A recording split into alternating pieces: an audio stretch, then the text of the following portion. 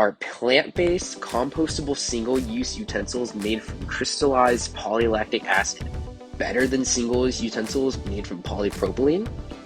Polypropylene is the second most common plastic ever produced, with over 70 million metric tons created just in 2020.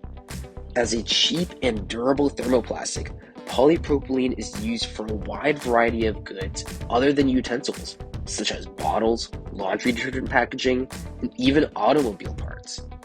The resulting widespread demand of polypropylene is expected to increase annually by about 5.6% until 2030. With such a large demand for polypropylene, lots of petroleum must be extracted and refined, emitting large amounts of greenhouse gas emissions that contribute to climate change. Polypropylene plastic also does not fully decompose. Instead, this plastic takes over 200 years to break down into smaller and smaller pieces, also known as microplastics. Microplastics wreak havoc in the environment as animals mistaken these microplastics for food, which moves up the food chain and interferes with their endocrine system that regulates hormones or irritates lung tissue. Therefore, polylactic acid could potentially be a more sustainable approach.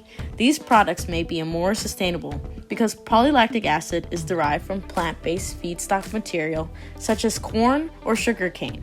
Growing these crops sequesters carbon dioxide, a greenhouse gas, from the atmosphere via photosynthesis. This mitigates the consequences of climate change. Moreover, after PLA utensils are disposed of at the end of their use to an industrial composter, PLA utensils fully decompose and therefore have a reduced risk to the environment and wildlife at the end of their life compared to conventional single-use plastic utensils. It's important to dispose of compostable single-use utensils to industrial compost sites under aerobic conditions with oxygen, so the PLA breaks down into carbon dioxide and water, which can later be used to grow more corn. If PLA is disposed of in landfills, it could decompose and produce methane, a more potent greenhouse gas than carbon dioxide. So after conducting a comprehensive life cycle analysis of both compostable single-use utensils and plastic utensils, we found that polypropylene produced 1.02 times more greenhouse gas emissions than PLA.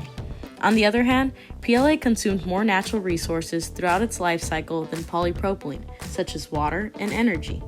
PLA used 48.7 times more water than polypropylene and 1.85 times more energy. The largest factor contributing to the water and energy consumption was due to the production of corn. So, are compostable single-use utensils actually better than plastic utensils?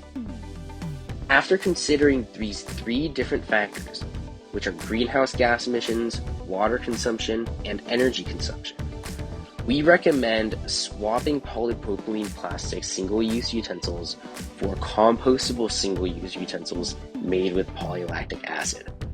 Compostable single-use utensils emit fewer greenhouse gas emissions than conventional plastic throughout their lifespan, thereby reducing the impact towards climate change. PLA is also made from a renewable source that we can grow and produce more of, whereas polypropylene comes from an ever-depleting supply of petroleum that is finite. Since PLA is a newer bioplastic technology compared to polypropylene, there is still lots of potential for innovation.